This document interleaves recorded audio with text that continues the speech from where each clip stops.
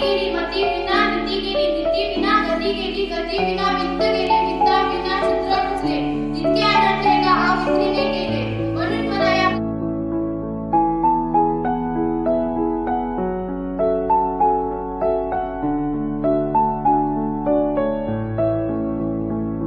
सावित्रीबाई फुले यांची जयंती त्यांच्या प्रतिमेचं कार्याचे करावे क्रांती सावित्रीबाई या महात्मा ज्योतिराव फुले यांच्या पत्नी होत्या. त्या महाराष्ट्रात क्रांतिज्योती म्हणून ओळखल्या जातात. महात्मा ज्योतिरावांच्या सामाजिक व स्त्रीउद्धारक अशा दोन्ही कार्यात सावित्रीबाईंनी बरोबरीचा वाटा उचलला होता. ज्योतिबांनी सुरू केलेल्या मुलींच्या शाळेत दलितांच्याही मुली होत्या. ज्योतिबांना शाळेत शिक्षिका मिळाल्या तेव्हा ज्योतिबांनी सावित्रीबाईंना घरी शिकवलं व नंतर त्यांची त्या शाळेत शिक्षिका म्हणून नेमणूक केली. म्हणून सावित्रीबाई या पहिल्या भारतीय शिक्षिका आहेत. पुण्यातील उच्चवर्णीय सनातनी संतांनी त्यांनी सावित्रीबाईंना शाळेतून जाता येताना दगड तोडे मारले पण सावित्रीबाई आपल्या कार्यापासून मागे हटल्या नाही. सनातनांनी ज्योतिराव सावित्रीबाई व यांचा खूप छळ केला. गोविंदराव त्रस्त झाले. गोविंदरावांनी दोघांनाही बजावलं की तुम्ही समाज कार्य तरी बंद करा नाही तर घर तरी सोडा. तेव्हा त्या दोघांनी आपलं घर सोडलं पण समाज कार्य सोडलं नाही.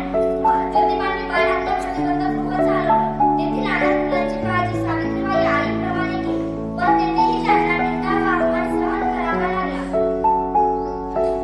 सावित्रीबाईंनी काव्य पुढे हा कविता संग्रह लिहिला. ज्योतिबांच्या निधनानंतर सावित्रीबाईंनी त्यांच्या सत्यशोधक समाजाची दुरा राहिली. ज्योतिबांचं सारथी पहिलं पाऊल जेव्हा टाकलं मायेचा पदर सोडून पहिलं पाऊल जेव्हा टाकलं शाळेत येताच काही पहिल्यांदा तुम्हाला पाहिलं. अनोळखी तो चेहरा हसला ना जाणे तो आपला वाटला. अनोळखी तो चेहरा हसला ना जाणे तो आपला वाटला. हात धरला जेव्हा माझा अंधकारना अवसून मला. अक्षरांची ती उजळणी सुरू झाल्या वेळी बजावणी. अक्षरांची ती उजळणी सुरू झाल्या वेळी बजावणी. बघता बघता रंगून गेली गोरी मोठीची पाठी गोरी मोठीची पाठी. गुरु शिष्याचं नातं राखलं आपुलकीने तुम्ही जपलं. गुरु शिष्याचं नातं राखलं आपुलकीने तुम्ही जपलं. काय कमी आणि काय अधिक माझ्यामधलं तुम्ही जाणलं माझ्यामधलं तुम्ही जाणलं. केवळ पुस्तकेच नव्हे तर शिकवली तुम्ही माणसेही वाचायला. केवळ पुस्तकेच नव्हे तर शिकवली तुम्ही माणसेही वाचायला. म्हणूनच पुस्तकाच्या पलीकडं जग आज समजते मला जग आज समजते मला. शिकवा तुमची आज सोबती आयुष्याच्या वर्णावरती. शिकवा तुमची आज सोबती आयुष्याच्या वर्णावरती. काय कुठे ना उणे राहिले ओंजळणार राहिली रीती ओंजळणार राहिली रीती. तुम्ही आयुष्यभर प्रयत्न केले आदर्श विद्यार्थी घडावे म्हणून. तुम्ही आयुष्यभर प्रयत्न केले आदर्श विद्यार्थी घडावे म्हणून. त्यात मीही थोडा प्रयत्न केला माझं नाव यावं म्हणून माझं नाव यावं. तरीही प्रयत्न सोडले नाही कारण तुम्ही सांगितलं होतं म्हणून. तरीही मी प्रयत्न सोडले नाही कारण तुम्ही सांगितलं होतं म्हणून.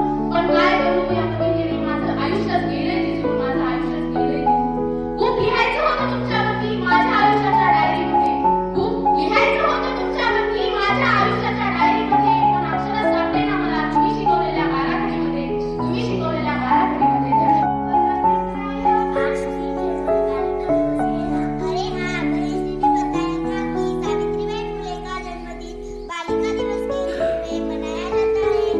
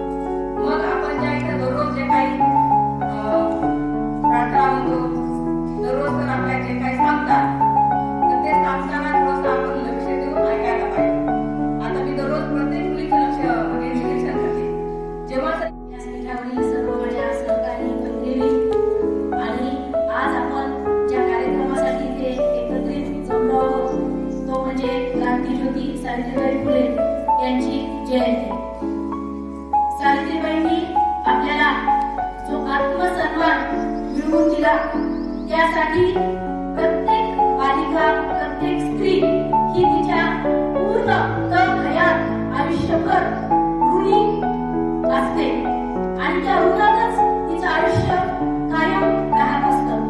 कारण त्यांनी आपल्याला जे दिले, जे स्वातंत्र्य, जी शिक्षा, जी समृद्धता आज आपण आपल्या जीवनामध्ये अनुभवत आहोत, जी नृत्य अभिव्यक्ती असो, विचार अभिव्यक्ती असो, विहार स्वातंत्र्य असो, जे काही स्वातंत्र्य आहे ते शिक्षणामुळे आज आपल्याला प्राप्त झालेलं आहे. आणि या शिक्षणाची मूर्त वेळ क्रांतीसूर्य ज्योतिबा फुले यांच्या मनात विचार आला की आपण मुलींसाठी शाळा काढली पाहिजे. आणि मग या शाळेमध्ये पहिली शिक्षिका म्हणून कोणाला घ्यायचं, तर नेहमी सुरुवात स्वतःपासून करायची असते. इतरांना सांगण्यापेक्षा आपण आपल्या स्वतःच्या जीवनामध्ये काय आणू शकतो, उतरवू शकतो, या भावनेतून त्यांनी त्यांच्या पत्नीला स्वतः आधी शिकवलं आणि त्यानंतर हे शिक्षणाचं पवित्र कार्य, हा शिक्षणाचा वसा तिला पुढे चालवण्यासाठी त्यांनी प्रेरित केलं. आणि सावित्रीबाई फुले ह्या एक सुविद्य पत्नी आणि सहचारिणी, खूप सुंदर शब्द